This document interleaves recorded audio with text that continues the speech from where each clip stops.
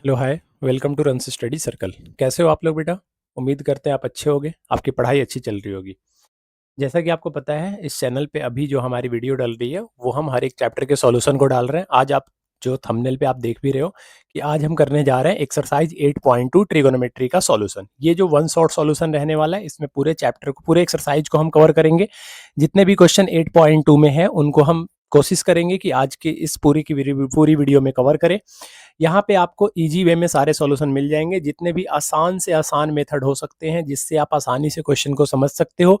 अच्छा, ये एक चीज़ मैं आपको और बताना चाहूँगा कि अगर आप एक्सरसाइज 8.2 कर रहे हो तो बेटा इस एक्सरसाइज को सॉल्व करने से पहले आपको एंगल्स पता होने चाहिए। आपको ट्रिगोनोमेट्रिक एंगल्स की वैल्यू पता होना चाहिए कि साइन 30 का वैल्यू क्या होता है, tan 45 का क्या होता है, सेक 60 का क्या होता है। ये आपको वैल्यू पता होना चाहिए। अगर आपको वैल्यू पता है तो आपके लिए ये एक्सरसाइज समझना और सॉल्व करना बहुत ईजी हो जाएगा। बाकी इस एक्सरसाइज में कुछ नहीं है, आपको कोशिश करेंगे काफ़ी आसान मेथड से सिंपल वे में आपको समझाया जाए ताकि आपको आगे कोई दिक्कत ना आए। बेटा, अगर आप इस चैनल पे नए हो तो सबसे पहले चैनल को सब्सक्राइब कर लो, वीडियो को लाइक कर दो और दोस्तों में शेयर कर दो जिन्हें ट्रिगोनोमेट्री में कोई प्रॉब्लम आता है। और हाँ, एक बात और जो आपको बतानी थी बेटा, आने वाले 15 अगस्त से on the occasion of independence day यहाँ पे इसी यूट्यूब चैनल पे एक फ्री क्लास में स्टार्ट करूंगा। फ्री बैच स्टार्ट होगी जिसपे आपकी क्लास डेली लगेगी। डेली क्लास होगी किस किस क्लास की? 9th, 10th, 11th और 12th। इन चार जो फोर जो क्लास है, 9, 10th, 11, 12, इनकी रेगुलर बेसिस पे क्लास होगी। हर एक क्वेश्चन आपको एनसीईआरटी करवाया जाएगा, पीवाईक्यू सॉल्व करवाया जाएगा, सैम्पल पेपर सॉल्व करवाया जाएगा और आने वाले जो अपकमिंग क्वेश्चन है, किस टाइप के क्वेश्चन बोर्ड के पेपर में आ सकते हैं, वो सारे क्वेश्चन आपको यहाँ पे करवाए जाएंगे। ठीक है, साथ में आपको सीट भी मिलेगी टेलीग्राम चैनल पे। तो टेलीग्राम अगर चैनल आपने ज्वाइन नहीं किया तो सबसे पहले जाके टेलीग्राम चैनल ज्वाइन कर लो, साइंस बाय रन सिंह। ठीक है, और ये चैनल पे आप सब्सक्राइब कर लो और दोस्तों में शेयर कर दो, दोस्तों में भी। और आपसे जो सीनियर है, अगर आप 10th क्लास में हो, 11 12th में जो आपके भाई बहन है, उनके साथ आप इस चैनल को शेयर कर सकते हो, क्योंकि आने वाले समय में, आने वाले मंथ के बाद ये उनके लिए भी ये चैनल बेनिफिशियल होगा। तो ज़्यादा बात नहीं करते हैं, फटाफट आते हैं चैप्टर पे। आप अगर देखोगे तो ये एक्सरसाइज 8.2 आपको दिख रहा होगा, पूरा का पूरा ये एक्सरसाइज है। एक्सरसाइज पूरा का पूरा 8.2 है। यहाँ से लेके ये पूरे क्वेश्चन को हम इस वीडियो में कवर करेंगे 1 से लेके 4 तक। जितने भी क्वेश्चन है, जैसे फर्स्ट वाले का 5 पार्ट है, सेकंड वाले का भी 4 पार्ट है और बाकी ये 2 क्वेश्चन तो आप देख ही रहे हो। तो आपके पास अगर एनसीईआरटी बुक नहीं है तो एनसीईआरटी बुक निकाल लो और मेरे साथ साथ क्वेश्चन की प्रैक्टिस करो, क्वेश्चन को सॉल्व करने की कोशिश करो। आपका क्वेश्चन सब कुछ सॉल्व हो जाएगा। देखो ध्यान से, फटाफट पहले वाले क्वेश्चन पे आते हैं। क्या दिया हुआ है? फर्स्ट क्वेश्चन ध्यान दो। फर्स्ट क्वेश्चन दिया हुआ है साइन 60 इंटू कॉस 30। बेटा साइन 60 का वैल्यू कितना होता है? √3/2। आपको याद है वैल्यू? √3/2 होता है। मल्टीप्लाई में तो मैं भी मल्टीप्लाई में लिख दूंगा। कॉस 30 का वैल्यू कितना होता है आपको पता है? कॉस 30 का वैल्यू होता है √3/2। साइन 60 और कॉस 30 सेम होता है।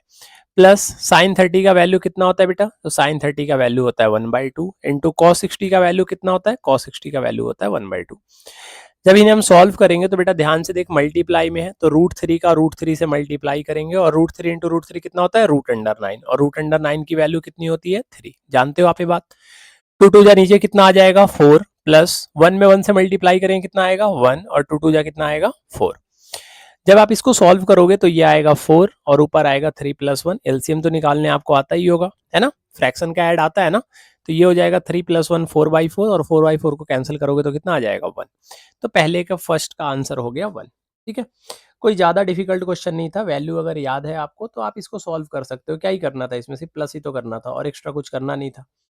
नेक्स्ट क्वेश्चन पे आते हैं, देखते हैं बेटा नेक्स्ट क्वेश्चन क्या दिया हुआ है। 2 tan स्क्वायर 45 डिग्री। तो बेटा 2 का 2 लिख देंगे।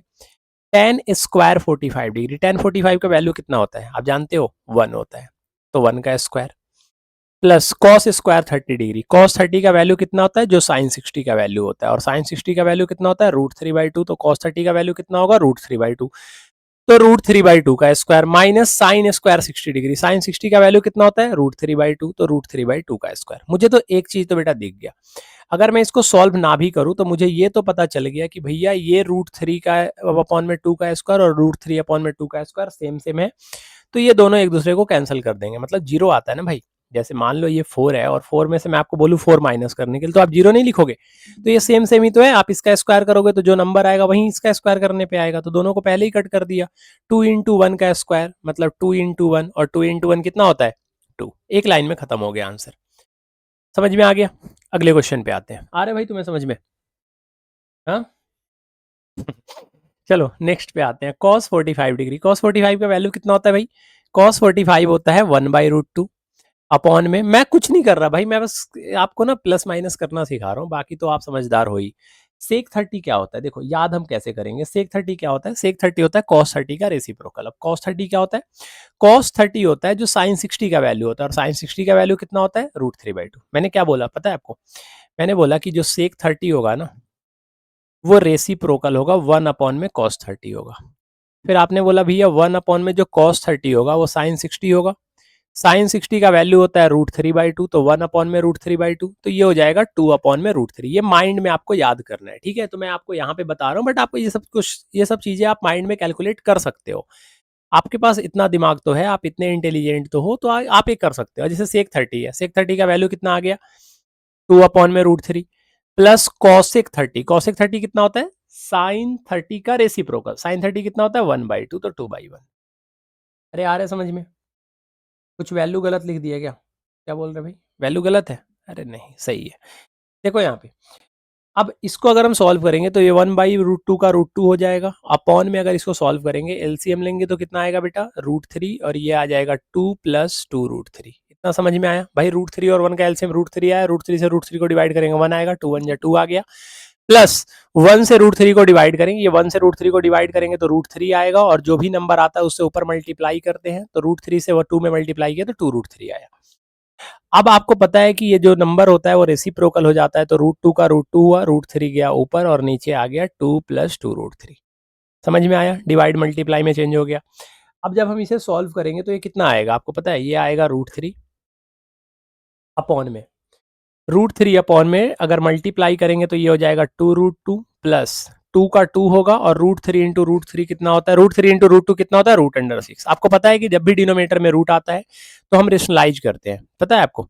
और रेशनलाइज करने के लिए क्या करते हैं? रेशनलाइज करने के लिए हम सेम नंबर से, जो डिनोमिनेटर में होता है उसी नंबर से ऊपर न्यूमरेटर में मल्टीप्लाई, और उसी नंबर से डिनोमिनेटर में मल्टीप्लाई करते हैं। बट शर्त ये होता है कि बीच का साइन चेंज कर देते हैं, तो ये हो गया 2√2 माइनस 2√6। अब जब हम ऊपर मल्टीप्लाई करेंगे, ऊपर मल्टीप्लाई करने पे कितना आएगा? इसको अगर मल्टीप्लाई करेंगे तो ये कितना आएगा बताना? ये √3 से मल्टीप्लाई होगा तो 2√6 आएगा। कितना आएगा ये? 2√6 माइनस 2√18 आएगा। कितना आएगा ये? 2√18 अपॉन में कितना आ जाएगा ये? 2√2 का a प्लस बी। देखो ये अगर a हो गया और ये b हो गया, ये a हो गया और ये b हो गया, तो बेटा a plus B into a minus B हो रहा है। डिनोमिनेटर में आपने 9th क्लास में सीखा था ना? तो a का स्क्वायर, तो 2√2 का स्क्वायर, 2√2 का स्क्वायर कितना होता है? देखो a है, a का स्क्वायर मैं यहाँ पे लिख देता हूँ, 2√2 का स्क्वायर माइनस 2√6 का स्क्वायर, तो ये कितना होगा? ये हो जाएगा 2√, अच्छा 2 ऊपर से कॉमन निकाल लूं, 2 ऊपर से कॉमन निकाल लेता हूं, तो ये हो जाएगा √6 माइनस, अच्छा 18 को आप क्या लिख सकते हो? √18 को यहाँ पे लिखता हूं मैं, √18 को क्या लिख सकते हो? √9 इंटू 2 लिख सकते हो, और √9 का वैल्यू कितना होता है? 3, तो 3√2 भी आप इसको लिख सकते हो, तो मैंने यहाँ पे लिख दिया 3√2 अपॉन में 2√2 का स्क्वायर करोगे तो कितना आएगा भाई? 8। कितना आएगा? 8 माइनस 2√6 का स्क्वायर, 6 का स्क्वायर 6 और 4 जा 24 आएगा। जब इसका, इसके बाद का स्टेप अगर आप इसको सॉल्व करोगे तो क्या आएगा? ध्यान से देखना, इसके बाद अगर आप सॉल्व करोगे तो ये आएगा 2 into √6 minus minus minus minus 3√2 upon में -16। 2 से कट करोगे 2 8 जा 16 आएगा, माइनस ऊपर जाएगा तो साइन चेंज हो जाएगा, जो पहले माइनस में था वो प्लस में हो जाएगा, और जो प्लस में था वो माइनस में हो जाएगा। कैसे हुआ भाई? अगर मल्टीप्लाई करोगे आप माइनस से तो साइन चेंज होता ही नहीं होता। अरे ये नीचे का माइनस ऊपर चला गया, तो माइनस से मल्टीप्लाई करोगे तो √6 माइनस में हो जाएगा, और -3√2 जो होगा वो प्लस में हो जाएगा, और यही आपका आंसर है। समझ में आया? तो 3√2 माइनस √6 अपॉन में 8 आपका आंसर है। समझ में आ गया होगा। नेक्स्ट क्वेश्चन पे आते हैं। साइन 30 का वैल्यू कितना होता है भाई? अच्छे से करते हैं इसको, 1/2। tan 45 का वैल्यू कितना होता है? 1 माइनस कॉसिक 60 कितना होता है? साइन 60 का रेसिप्रोकल, साइन 60 कितना होता है? √3/2, तो कॉसिक 60 कितना हो जाएगा? 2 अपॉन में √3। सेक 30 कितना होता है भाई? cos 60 का उल्टा, तो 2 अपॉन में √3। cos 60 का नहीं यार, cos 30 का उल्टा, sin 60 जो होगा उसका उल्टा, प्लस cos 60 कितना होता है? गलत बोल दिया था मैंने, सॉरी। 1/2 प्लस cot 45 कितना होता है? 1, और इसके नीचे क्या है? 1। अब आपको कुछ नहीं करना भाई, एलसीएम ले लो, ऊपर का ऊपर नीचे का नीचे, एलसीएम ले लो, आंसर आ जाएंगे। एलसीएम लोगे तो कितना आएगा, ऊपर का एलसीएम लोगे तो 2√3 आएगा, 2 से 2 को डिवाइड करोगे तो √3 बचेगा, तो ऊपर आएगा √3 प्लस 2√3 माइनस √3 से √3 को डिवाइड करोगे √3 कट जाएगा, क्या बचेगा 2, और 2 से ऊपर मल्टीप्लाई करोगे 2 2 जा कितना हो जाएगा 4। समझ में आया कैलकुलेशन? भाई एलसीएम ले रहा हूँ और कुछ नहीं कर रहा हूँ। देखो मैं यहाँ साइड में समझाता हूँ। मैंने बोला कि ये 2√3 आएगा, आपने बोला भैया 2 से 2 को डिवाइड करेंगे तो 2 से 2 कट जाएगा, √3 बचेगा, √3 से ऊपर मल्टीप्लाई करेंगे तो कितना हो जाएगा, √3 ही तो होगा ना। यही चीज कर रहा हूँ और मैं कुछ नहीं कर रहा भाई, एक्स्ट्रा कुछ थोड़ी कर रहा हूँ, सिर्फ यही चीज तो कर रहा हूँ। समझ में आ रहा है आपको?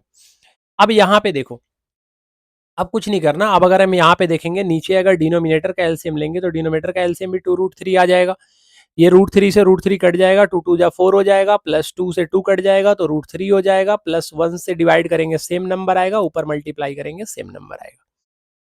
जब हम इसे सॉल्व करेंगे तो कितना होगा, 2√3 प्लस √3 कितना होता है, 3√3 माइनस 4 अपॉन में 2√3, है ना।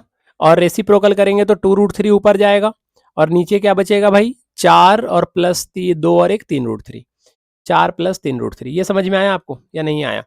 अरे मैं ये बोल रहा था आपको कि √3 में जब 2√3 को आप प्लस करोगे तो 3√3 तो आएगा, और क्या आएगा, ये √2√3 से 2√3 कट गया। तो बेटा नेक्स्ट स्टेप जो है वो हमें ये समझ में आ गया कि अगर हम इसको सॉल्व करेंगे तो ऊपर हमारा क्या बच गया, 3√3 माइनस 4 अपॉन में नीचे क्या बच गया, 3√3 प्लस 4। रेशनलाइज करेंगे क्योंकि डिनोमिनेटर में रूट है, तो 3√3 माइनस 4 से ऊपर मल्टीप्लाई, 3√3 माइनस 4 से नीचे मल्टीप्लाई, यही तो करते हैं। अब देखो ऊपर सेम सेम नंबर आ गए तो आप इसको लिख सकते हो डायरेक्ट। क्या लिख सकते हो, 3√3 माइनस 4 का स्क्वायर, दो नंबर है सेम सेम, अपॉन में ये हो जाएगा a प्लस बी और a माइनस बी। क्या होता है, ए स्क्वायर माइनस बी स्क्वायर, तो 3√3 का स्क्वायर माइनस किसका स्क्वायर करोगे बेटा, 4 का स्क्वायर। ये a हो गया और ये b हो गया। a माइनस बी का स्क्वायर कितना होता है बेटा, a माइनस बी का स्क्वायर होता है a square plus B square minus 2ab। क्या होता है भाई, a square plus B square minus 2ab। जब इसको आप सॉल्व करोगे तो 3√3 का स्क्वायर करोगे तो कितना आ जाएगा भाई, 3√3 का स्क्वायर करने पे कितना आता है आपको पता है, 3√3 का स्क्वायर करने पे कितना आता है, 3√3, क्या बोला मैंने, 3√3 का स्क्वायर करने पे कितना आता है, तो 3√3 का स्क्वायर करने पे आपको समझ में आएगा, 3 3 जा 9, 3 जा 27 आएगा, प्लस 4 का स्क्वायर कितना होता है 16, माइनस 4 2 जा 8, 3 जा 24√3 होगा। 2ab करोगे तो कितना आ जाएगा 24√3। नहीं समझ में आया भाई, 2 का 2 लिख दिया, a की जगह पे 3 है, 3 2 जा 6 हो गया, b की जगह पे 4 है, 6 4 जा 24 हो गया, और √3 था तो √3 लगा दिया। नीचे आप करोगे a का स्क्वायर तो 3√3 का स्क्वायर 27 होता है, माइनस 4 का स्क्वायर 16 होता है। जब आप इसको सॉल्व करोगे तो 27 में 13 जोड़ोगे, 16 जोड़ोगे तो कितना आएगा 43 माइनस 24√3 अपॉन में कितना आ गया भाई, 27 में से 16 गया तो कितना आ गया 11। यही आपका आंसर है। अच्छा कौन बोल रहा है, ये नहीं आया समझ में भाई, ये देखो ये 3√3 माइनस 4 था, अपॉन में 4 प्लस 3√3, तो मैं इसको 4 माइनस 3√3 करके मल्टीप्लाई करता हूँ तो आपको थोड़ा कंफ्यूजन होता है। तो मैंने देखो जैसे a प्लस बी लिखा हुआ है तो भाई a प्लस बी लिखो या b प्लस ए लिखो, क्या ही फर्क पड़ता है, दोनों तो सेम ही है।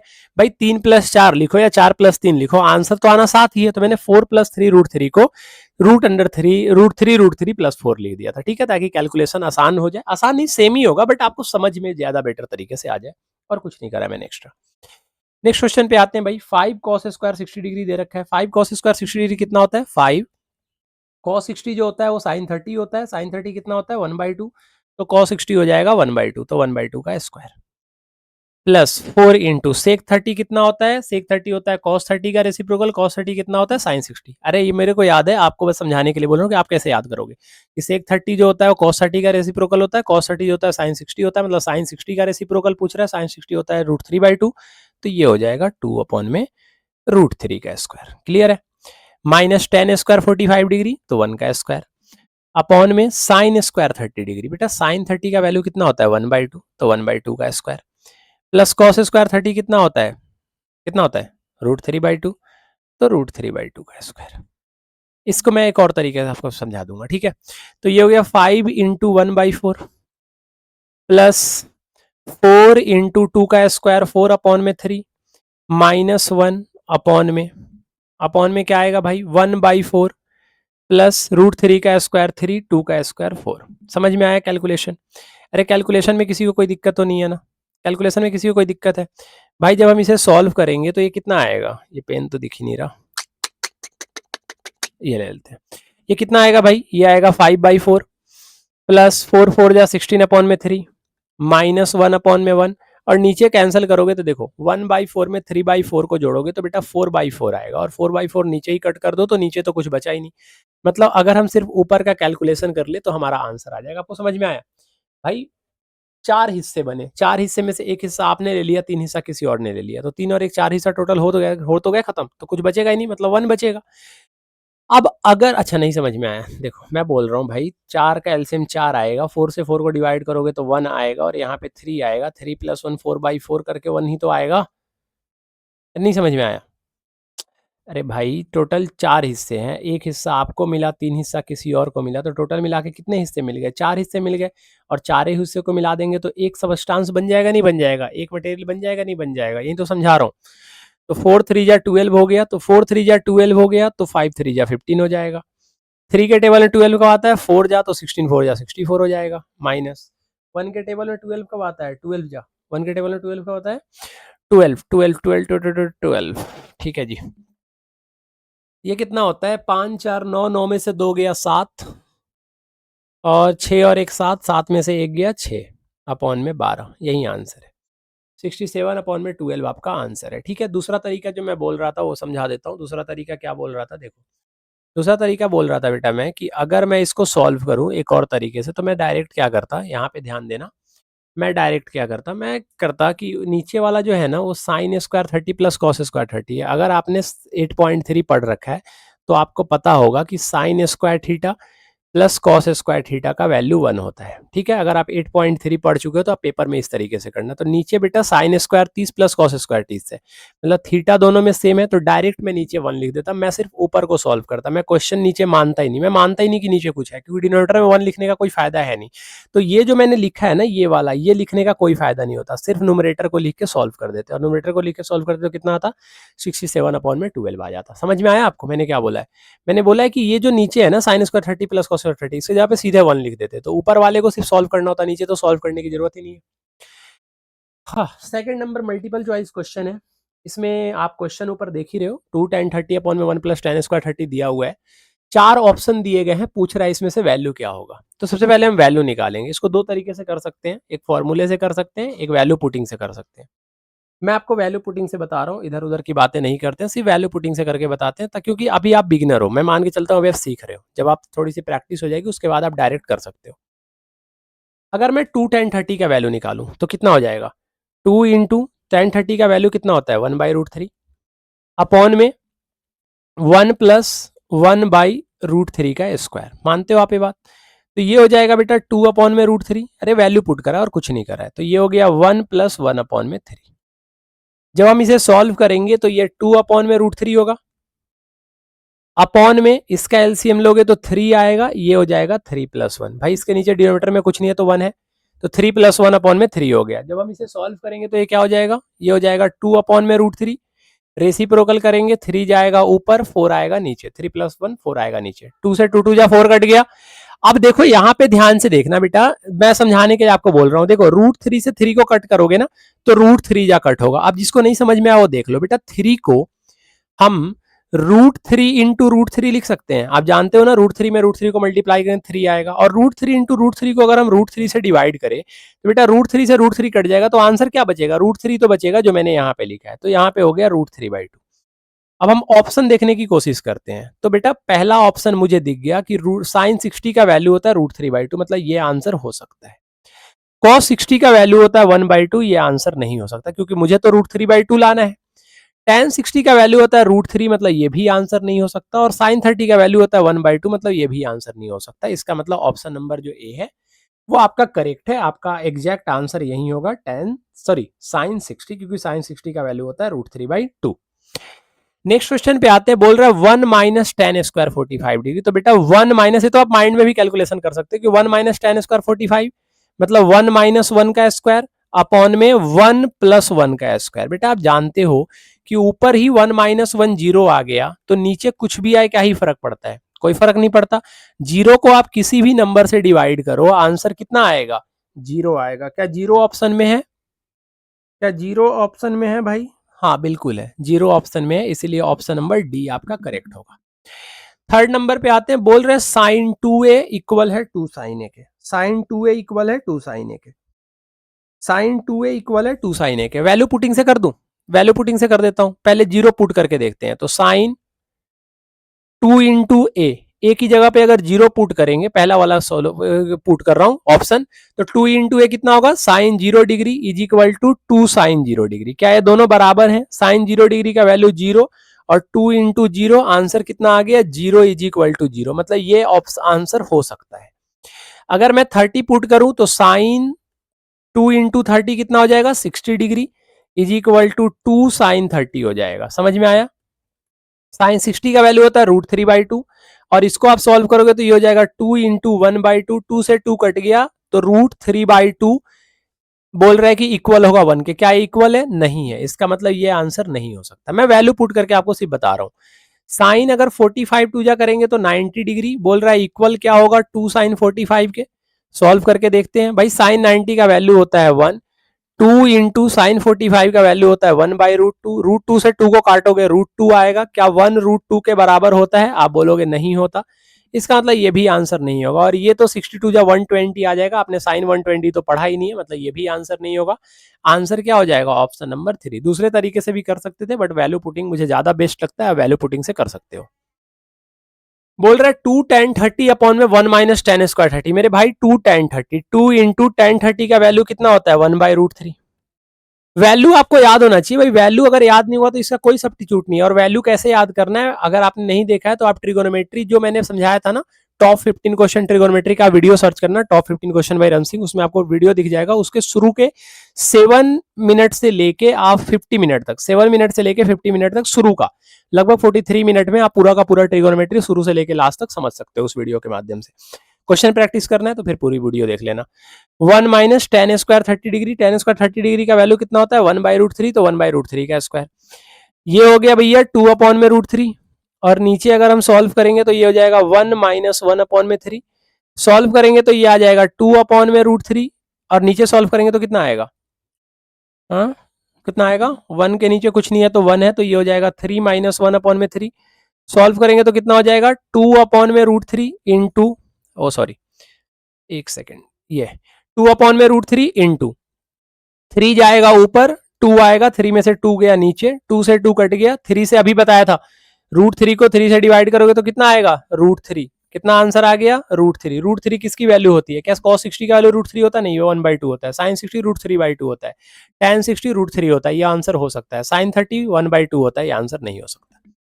समझ में आया? आसान सा क्वेश्चन था, आसान तरीके से आप कर सकते हो। कैलकुलेशन का ध्यान देना, मैंने क्या किया है, वैल्यू पुट करा है। 2 इंटू tan 30 का वैल्यू 1 अपॉन में √3, 1 minus ten square 30, 1 minus 1 upon में √3 का स्क्वायर, तो ऊपर आ गया 2 अपॉन में √3, नीचे आ गया 1 माइनस 1 अपॉन में 3। कैलकुलेट किया 2 अपॉन में √3, एलसीएम लिया 3 आया, 3 माइनस 1 गया, 2 अपॉन में √3 आया। ठीक है, तो आंसर कितना आया? √3। √3 किसका वैल्यू होता है? tan 60 का। ऑप्शन नंबर सी जो है वो करेक्ट है। देखो इस टाइप के जो क्वेश्चन होते हैं हमेशा ये ध्यान रखना। मैं आपको एक चीज समझाता हूँ। अगर यहाँ पे दिया हुआ है ना tan a plus B is equal to √3, तो एक बात ध्यान रखना कि इज इक्वल टू के जो पहले जो रेशियो दे रखा है और इज इक्वल टू के बाद जो वैल्यू दे रखा है वो हमेशा रेशियो का ही वैल्यू होता है। वो जो वैल्यू होता है वो हमेशा किसका वैल्यू होता है?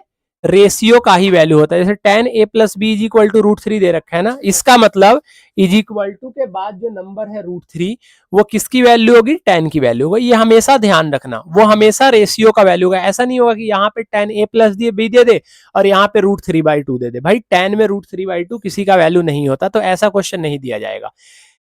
tan के साथ या साइन के साथ a प्लस बी दे दे, a माइनस बी दे दे, ध्यान रखना इज इक्वल टू के बाद जो वैल्यू होगा वो साइन होगा तो साइन के किसी एंगल का वैल्यू होगा, tan होगा तो tan के किसी एंगल का वैल्यू होगा, सेक होगा तो सेक के किसी एंगल का वैल्यू होगा। ठीक है, ये बात ध्यान में रखना। मैं क्या बताना चाह रहा हूं अब मैं आपको समझाता हूं, ध्यान से समझना।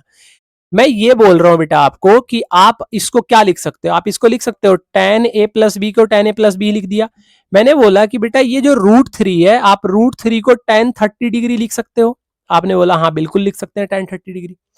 अच्छा tan 30 डिग्री, फिर आप में से कोई बोलेगा भैया cot 60 भी तो लिख सकते हैं। बेटा अगर cot 60 आप लिखोगे ना तो आप इसका कोई पेयर नहीं बना पाओगे। आप समझ रहे हो मेरी बात को? आप पेयर नहीं बना पाओगे, इसीलिए कोशिश करना कि आरएचएस में जो रेशियो हो एलएचएस में भी सेम रेशियो लाने का, या एलएचएस में जो रेशियो हो आरएचएस में सेम रेशियो लाने की कोशिश करना। तो tan a plus B is equal to √3 का वैल्यू कितना होता है? √3 इज इक्वल टू होता है √3 tan 30 नहीं होता है यार, बताना चाहिए था तुम्हें। tan 30 नहीं होता मेरे भाई, कितना होता है √3 जो होता है वो tan 60 डिग्री होता है। किसकी वैल्यू होती है? 60 डिग्री की वैल्यू होती है, ठीक है। अच्छा cot 30 होता है, तो cot 30 ना लिख के हम tan 60 लिखेंगे।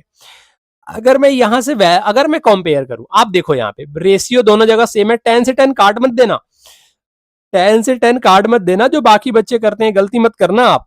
आपको मैंने क्या बोला? मैंने बोला है कि कंपेयर करो, तो tan a प्लस बी जो है वो tan 60 के बराबर है। अब एक बात बताओ, tan की यहाँ पे अगर a प्लस बी तो कोई एंगल है, तो a प्लस बी को जोड़ोगे तो कोई ना कोई तो एंगल आएगा ना, तो tan के साथ उस एंगल की वैल्यू बोल रहा है tan 60 की वैल्यू हुई, तो बेटा दोनों वैल्यू तो आपस में सेम होंगे।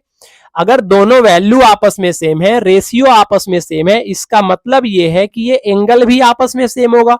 तो अगर हम यहां से दोनों इक्वेशन को कंपेयर करें तो मैं बता सकता हूं कि a प्लस बी जो है वो किसके बराबर है? 60 के बराबर है। आप बताओ, आपको समझ में आया मैंने क्या बोला?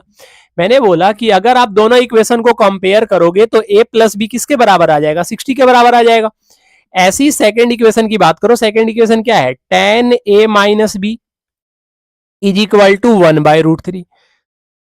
भाई ये आगे पढ़ने की जरूरत नहीं है आपको, ये सब चीजें पढ़ने की जरूरत नहीं है, ये कोई जरूरत नहीं, मैं इसे समझा देता हूं। अब tan में 1/√3 किसकी वैल्यू होता है? तो आपको समझ में आ गया कि tan a minus B is equal to हम tan 30 लिख सकते हैं, क्योंकि tan 30 का वैल्यू जो होता है वो 1/√3 होता है।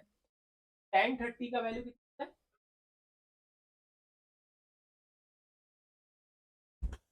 tan 30 का वैल्यू कितना होता है बेटा?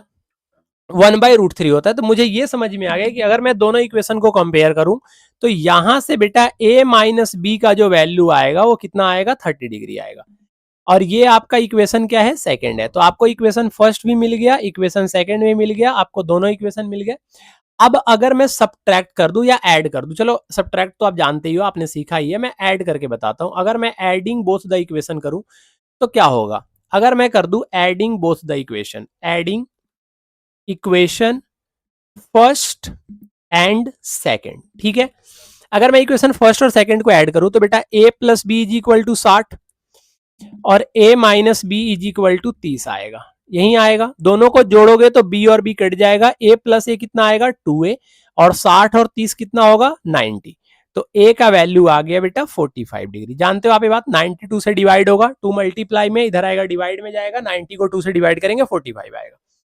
हमसे पूछा क्या गया था? ए और बी पूछा था, तो ए का वैल्यू 45 आ गया। अगर हम ए की वैल्यू को पुट कर दे, कहां पे?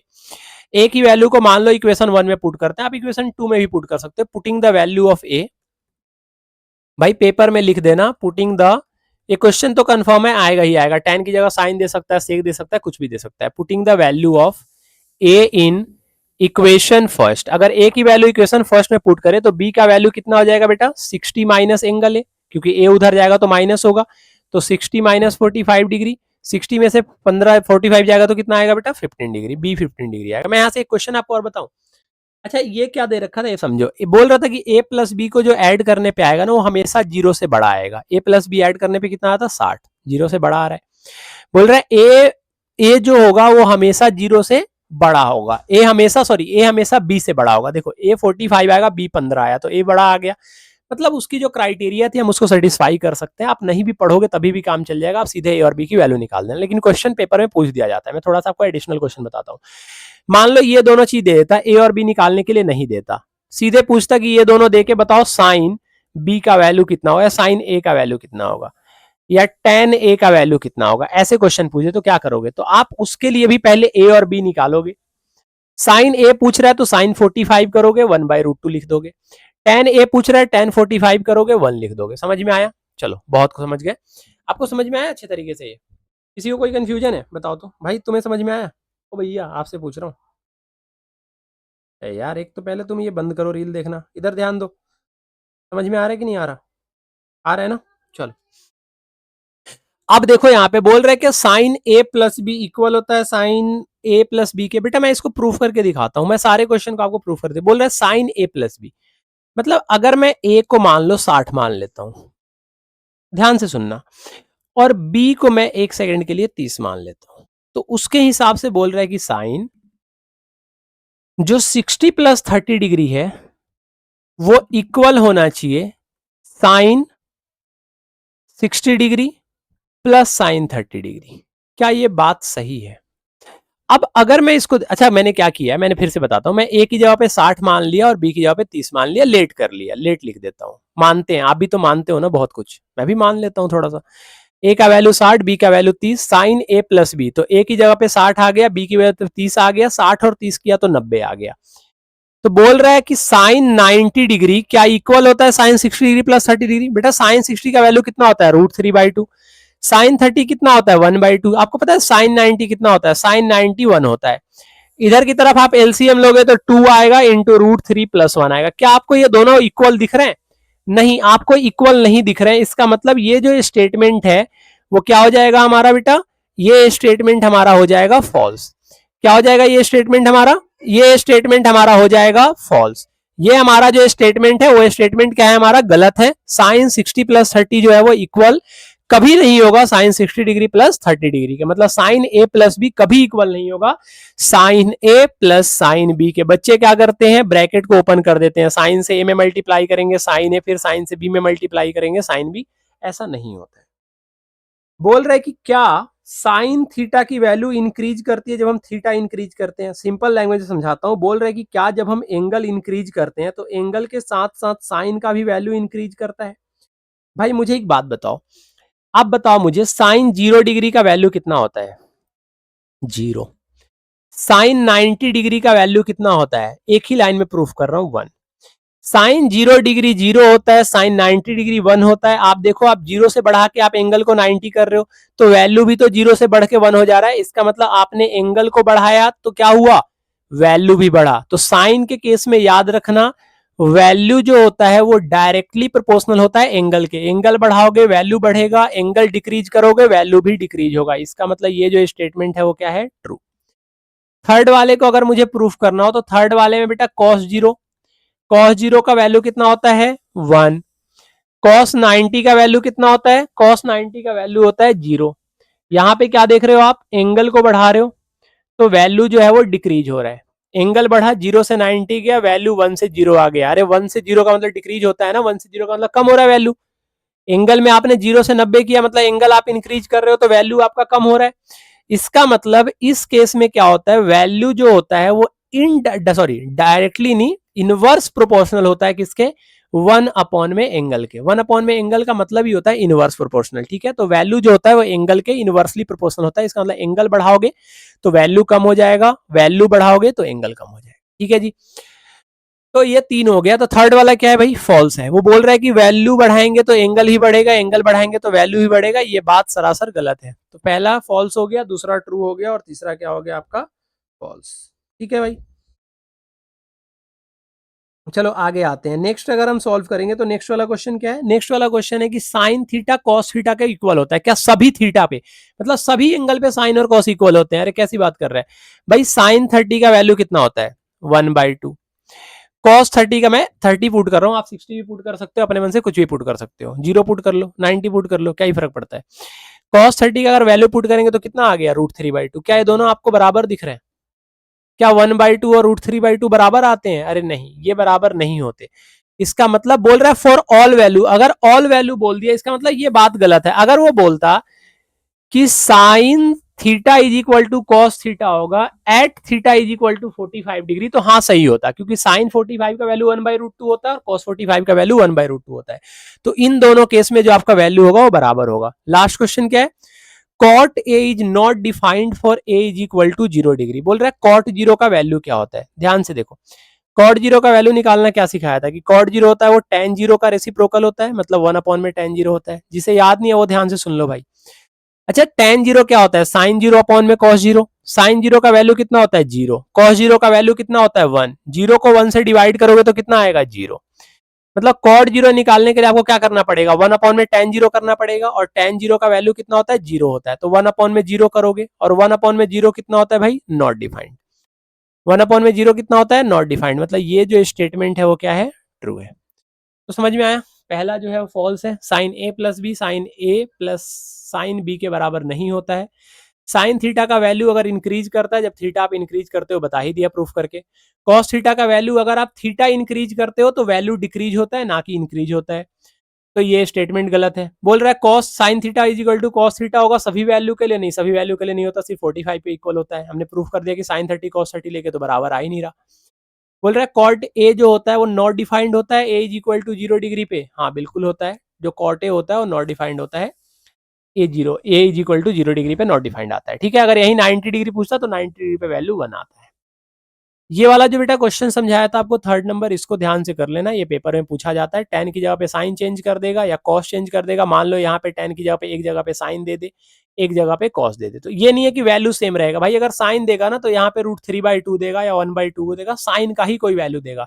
ये नहीं कि एक तरफ साइन दे दे, एक तरफ tan दे दे, एक तरफ कॉस दे दे, एक तरफ कॉट दे दे, ऐसा कुछ नहीं होता, ठीक है। जो RHS में जो रेशियो होगा, सॉरी LHS में जो रेशियो होगा, उसी की वैल्यू RHS में गिवन होती है। बाकी ये आपका स्टेटमेंट हो गया पूरा, सब कुछ सॉल्व हो गया, आपको समझ में आ गया होगा, उम्मीद करके चलते हैं सब कुछ समझ में आ गया हो। अगर आपको पूरा का पूरा सॉल्यूशन समझ में आया तो 8.3 का सॉल्यूशन आपको कुछ दिन बाद ही मिल जाएगा इस चैनल पे। 8.1 कंप्लीट हो चुका है, डिस्क्रिप्शन में आपको लिंक मिल जाएगा। 8.2 कंप्लीट हो ही गया, 8.3 रह गया, उसको मैं एक तरफ से कंप्लीट कर दूंगा। चैनल पे पहले से वीडियो पड़ी हुई है, बट वो अलग अलग क्वेश्चन में सॉल्व किया हुआ है। यहाँ पे मैं एक ही वीडियो में वन शॉट सॉल्यूशन आपको करवा दूंगा पूरी ट्रिगोनोमेट्री की। फिर उसके बाद में तीनों को कंबाइन करके एक वीडियो डाल दूंगा जिसमें आपका पूरा का पूरा ट्रिगो 2 से 2.5 घंटे में कंप्लीट हो जाएगा, ठीक है। चलो मिलते हैं फिर नेक्स्ट वीडियो में। चैनल को अगर सब्सक्राइब नहीं किया हो तो सब्सक्राइब कर लेना, वीडियो को लाइक कर देना और दोस्तों में शेयर कर देना। मिलते हैं नेक्स्ट वीडियो में। Tata, bye bye.